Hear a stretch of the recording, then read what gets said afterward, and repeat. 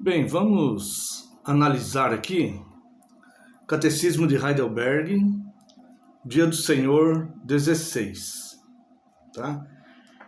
Aqui no Dia do Senhor 16, nós estamos estudando, o Catecismo ele vai estudando o Credo Apostólico. Tá?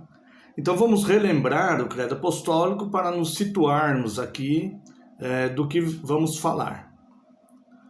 Creio em Deus Pai Todo-Poderoso, Criador do céu e da terra, e em Jesus Cristo, seu único Filho, nosso Senhor, que foi concebido pelo Espírito Santo, nasceu da Virgem Maria, padeceu sobre Pôncio Pilatos, foi crucificado, morto e sepultado, desceu ao inferno. Nós vamos estudar aqui ou uma breve explicação a respeito desse desceu ao inferno. No terceiro dia, ressurgiu dos mortos, subiu ao céu e está assentado à direita de Deus Pai Todo-Poderoso, de onde há de vir a julgar os vivos e os mortos.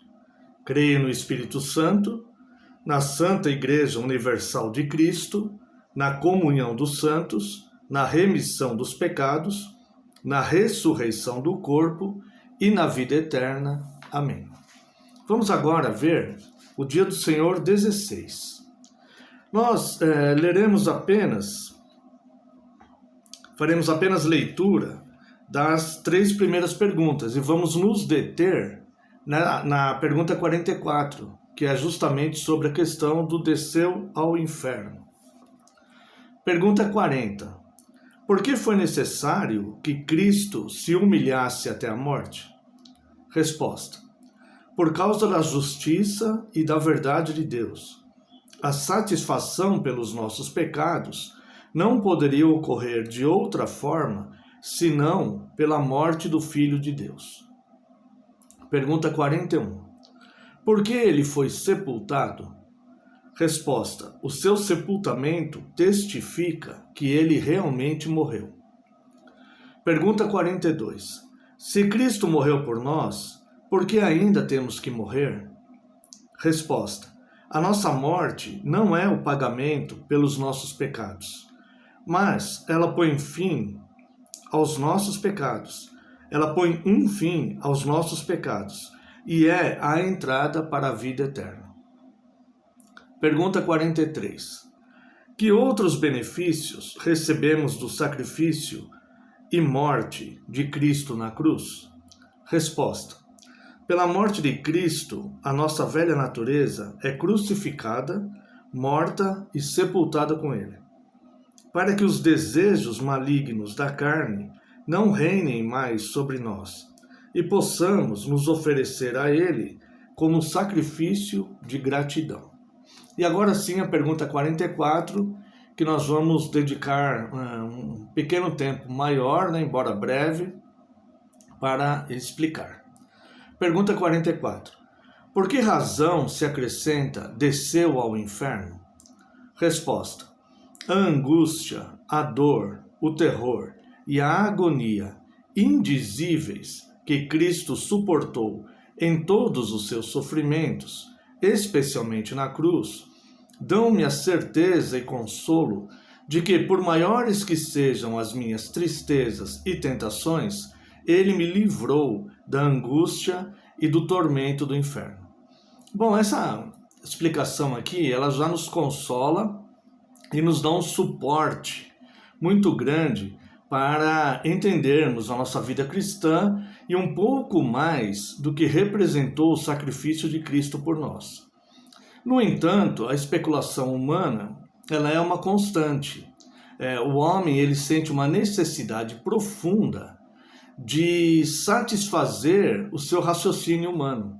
Então, sempre existe, ou não diria sempre, mas muitas vezes é possível existir um certo conflito entre o que exige o raciocínio humano e o que é para ser aceito pela fé em Deus. O que ou seria aquela submissão total ao que foi revelado nas Escrituras. Então, nem tudo que foi revelado nas Escrituras vai satisfazer plenamente o raciocínio humano a ponto de que não hajam mais especulações de gerações futuras, né? Mas nós podemos compreender e nos satisfazermos com a explicação.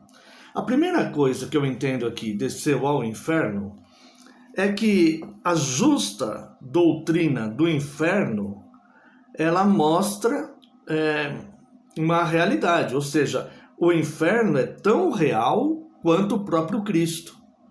A doutrina das penas eternas, elas são amplamente ensinadas na Bíblia, embora elas sejam muito combatidas, principalmente por alguma influência das seitas heterodoxas que surgiram no século XIX e que pregavam doutrinas como o sono da alma e o aniquilacionismo. Essas duas doutrinas, elas não são bíblicas. Elas ensinam que quando a pessoa morre, a pessoa fica inconsciente, como que dormindo, e depois do julgamento, os ímpios serão apenas aniquilados, e eles não passarão pelo processo de penas eternas, né? Essas duas doutrinas, elas não são bíblicas. Então, quando diz aqui desceu ao inferno, nós vamos ver que, de fato, o inferno existe. E a palavra de Deus nos diz que Cristo reinará também após o julgamento, reinará também entre aqueles condenados lá no inferno. Tá? Então, o inferno ele pode ser entendido hoje como a habitação de mortos, onde estão os mortos. Aqueles que estão aguardando o julgamento, ímpios que morreram sem Cristo, estão aguardando o julgamento. Então eles estão num lugar ali que pode ser chamado de inferno. Este inferno, após o julgamento, após a vinda de Cristo e o julgamento, será lançado no lago de fogo, junto com o falso profeta, né, o anticristo, a antiga serpente e todos que não têm seus nomes inscritos no livro da vida. E a fumaça do seu tormento subirá eternamente. Tá? Então, neste lugar, Cristo reinará também, conforme nós vemos aqui, Apocalipse capítulo 14. Vamos ler a partir do verso 9 para que fique mais claro. Seguiu-se a estes outro anjo, o terceiro, dizendo em grande voz: se alguém adora a besta e a sua imagem e recebe a sua marca na fronte ou sobre a mão, também esse beberá do vinho da cólera de Deus, preparado sem mistura, no cálice da sua ira, e será atormentado com fogo e enxofre, diante dos santos anjos e na presença do Cordeiro. A fumaça do seu tormento sobe pelos séculos dos séculos, e não tem descanso algum, nem de dia nem de noite, os adoradores da besta e da sua imagem, e quem quer que receba a marca do seu nome. Aqui está a perseverança dos santos, os que guardam os mandamentos de Deus e a fé em Jesus. Tá? Então, a primeira coisa que eu entendo aqui é que o inferno é um lugar real. Este inferno, ele dará os seus mortos, será lançado no lago de fogo, conforme diz o próprio livro do Apocalipse, mais para frente. Tá? Bem, um outro detalhe é que nós confessamos que Cristo desceu ao inferno. Obviamente, muitas pessoas ao longo da história da igreja discordam disso. Porque, como eu disse, a especulação humana ela sempre vai tentar encontrar meios de satisfazer o raciocínio humano, né? Essa talvez seja a parte mais difícil do credo apostólico para ser explicada, tá? Mas, porque existe muita divergência sobre isso. Mas nós temos que entender que a Bíblia revela que Cristo desceu ao inferno. Vamos ver aqui uma passagem intrigante e que tem várias interpretações aí ao longo da história da igreja, né? Várias pessoas interpretou de diversas maneiras. Está lá em 1 Pedro, capítulo 3, verso 19.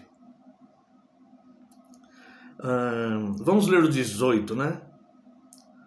Pois também Cristo morreu uma única vez pelos pecados, o justo pelos injustos, para conduzir-vos a Deus, morto sim na carne, mas vivificado no Espírito, no qual também foi e pregou aos espíritos em prisão, os quais no outro tempo foram desobedientes, quando a longanimidade de Deus aguardava nos dias de Noé, enquanto se preparava a arca, na qual poucos, a saber, 8 pessoas foram salvos através da água, a qual, figurando o batismo, agora também vos salva, não sendo a remoção da imundícia da carne, mas a indagação de uma boa consciência para com Deus, por meio da ressurreição de Cristo, o qual, depois de ir para o céu, está à direita de Deus, ficando-lhe subordinado anjos e potestades e poderes. Bom, primeira teoria que tem aqui sobre esse texto diz que Cristo ele foi e pregou espíritos em prisão. Esses espíritos em prisão são espíritos de pessoas que foram condenadas e que estão neste lugar, inferno, aguardando o julgamento e serão lançados. O inferno, com essas pessoas, será lançado no lago de fogo, lá, que fala o livro do Apocalipse. Tá? Então, quem são essas pessoas de fato? Cristo desceu lá. Quem são essas pessoas de fato? São aqueles ímpios que viveram na época de Noé, que a Bíblia chama o justo Noé, que pregou e eles não ouviram. Então Deus dizimou todos os habitantes da terra naquela época e manteve apenas a família do justo Noé para criar a nova sociedade. Isso prefigura exatamente o que vai acontecer, só que agora não com o dilúvio, e sim com o lago de fogo. Então Cristo desceu nessas regiões inferiores, a doutrina católica romana chama a mansão dos mortos, né?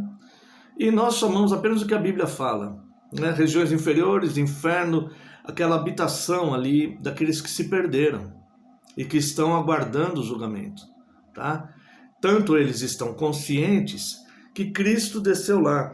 E quando diz aqui, ó, foi e pregou aos espíritos em prisão, isso não quer dizer que Cristo pregou o evangelho para eles na intenção deles se converterem. Não existe isso. Ao homem é dado morrer apenas uma vez, Hebreus 7:29. Então, Hebreus 9:27, perdão. Então, Cristo não foi pregar para eles na intenção deles se converterem, como alguns dizem, né? Não, essa palavra, essa tradução aqui, saiu na nossa tradução, pregou espíritos em prisão, né? Mas no original é a palavra kerusen, que quer dizer proclamar. Cristo, não está no original a palavra evangelizen, que significa evangelizar. Pregar é fazer um discurso, tá? Como está traduzido aqui, pregou, né? Fez fazer um discurso, né? E kerusen, que é o original que está aqui, Cristo, nesse discurso, ele proclamou a vitória. Ele mostrou para eles, tá? Por que a terra foi condenada no dilúvio. E só foi salvo a família do justo Noé. Então Cristo ele não foi pregar o evangelho para aqueles que estão presos. Ele foi proclamar a verdade, a sua vitória. Falou, olha, vocês não creram na pregação, mas é um fato, ó. A plenitude dos tempos se cumpriu hoje com a minha morte na cruz. Eu, o Deus que se fez um de vocês. Foi mais ou menos isso que Cristo foi fazer, tá? Ninguém estará no inferno sem saber por que estará lá. Ninguém será lançado no lago de fogo sem saber por que foi parar lá, né? Então Cristo ele foi proclamar a sua vitória sobre aquelas pessoas que zombavam e que rejeitavam, que achavam loucura a moralidade e a pregação do justo Noé, tá? Bom, então dessas teorias, essa primeira nós já explicamos, né? Que Cristo ele não foi pregar para que as pessoas se convertam. Porque as pessoas falam, não, Cristo não desceu no inferno para pregar não e tal. A Bíblia diz que sim, ele desceu, tá? Mas ele não foi pregar no sentido de evangelizar, como dissemos, e sim proclamar a vitória. Ele pregou a vitória que ele conquistou, tá? Nós vemos isso mais claro aqui também, ó, em 2 Pedro 2,5. E não poupou o mundo antigo, mas preservou a Noé, pregador da justiça, e mais 7 pessoas quando fez vir o dilúvio sobre o mundo de ímpios. Então era um mundo de ímpios, Deus fez vir o dilúvio sobre aquele mundo de ímpios e preservou o justo Noé. Então Cristo desceu ao inferno para proclamar essa vitória, tá? Uma outra teoria também é que diz que essa passagem não diz que Cristo desceu ao inferno, mas que ele foi assunto ao céu, né? Isso porque na sequência do texto vai falar sobre isso, né? Então nós lemos aqui, né, 1 Pedro 3,19, né, no qual também foi e pregou espíritos em prisão. E na sequência do texto aqui, está no verso 22, o qual depois de ir para o céu está à destra de Deus, ficando-lhe subordinado anjos e potestades e poderes. Então alguns dizem que ele não desceu à profundidade da terra, mas ele foi assunto ao céu. Não, aqui o texto está dizendo as duas coisas. O texto está dizendo as duas coisas. Não é porque diz aqui que ele foi assunto ao céu, né? Que depois de ir para o céu está sentado à direita de Deus, ficando-lhe subordinados anjos e potestades e poderes. Não é porque ele foi ao céu que ele não desceu lá, né? Então o verso 22, ele não anula o verso 19, no qual também foi e pregou aos espíritos em prisão, aqueles daquela geração do justo Noé, daquele mundo de ímpios que foi condenado. Então Cristo desceu ao inferno, depois subiu ao céu, tá? Uma outra argumentação que tem aqui, contrária, é que dizem que Cristo ele não desceu ao inferno porque ele disse para o ladrão da cruz, aquele que se converteu, que ainda naquele dia estaria com ele no paraíso. Não existe problema teológico nenhum nisso. Simplesmente porque Cristo ele desceu em espírito ao inferno. E a natureza divina de Cristo, o corpo de Cristo, estava na sepultura. Tá? A natureza divina de Cristo, ela é onipresente. Então Cristo desceu ao inferno e subiu ao céu e estava recebendo o ladrão da cruz no mesmo dia, né? E mesmo que não fosse a questão da onipresença, ainda assim seria possível o Espírito ir para um lugar e depois ir para o outro. Então, mas a questão tem a questão dos 3 dias e tudo mais. Mas vemos aqui a divindade, a onipresença da natureza de Cristo sendo manifesta aqui, tá? Então, não haveria problema com relação a isso, né? E mais uma terceira, desmistificando agora uma outra teoria que surgiu aí ao longo do tempo, que diz que Cristo ele foi lá de fato ao inferno para tomar do diabo a chave da morte do inferno, né? Isso também não corresponde à verdade, porque Cristo ele sempre teve a chave da morte e do inferno.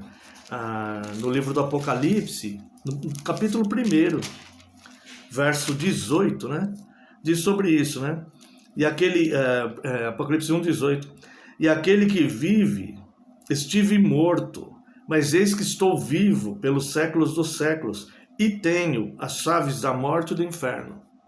Então eu tenho, se você analisar o livro do Apocalipse, você vai ver a soberania absoluta de Cristo, que recebeu a autoridade de Deus com toda essa soberania, né? Então ele não tomou, o diabo ele não tinha a chave do inferno, da morte, mas tudo pertence a Deus e à soberania de Deus, tá? O diabo ele só vai ter aquilo que Deus conceder ali, ele não tem uma autonomia, né? Ele só vai fazer aquilo que Deus permitir ou determinar que ele faça, tá?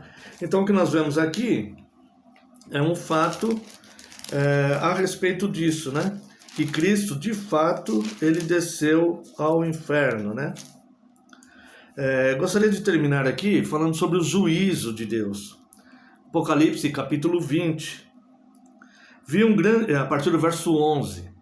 Vi um grande trono branco e aquele que nele se assenta, de cuja presença fugiram a terra e o céu, e não se achou lugar para eles. Vi também os mortos, os grandes e os pequenos, postos em pé diante do trono. Então se abriram livros, ainda outro livro, o livro da vida foi aberto. E os mortos foram julgados segundo as suas obras, conforme o que se achava escrito nesses livros. Deu o mar os mortos que nele estavam. A morte e o além entregaram os mortos que nele havia, e foram julgados um por um segundo as suas obras.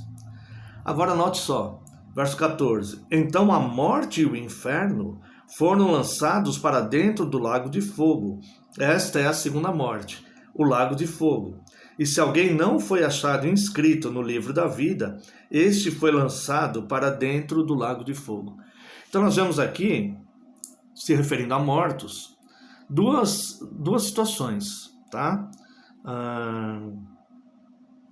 Deu o mar os mortos que nele haviam.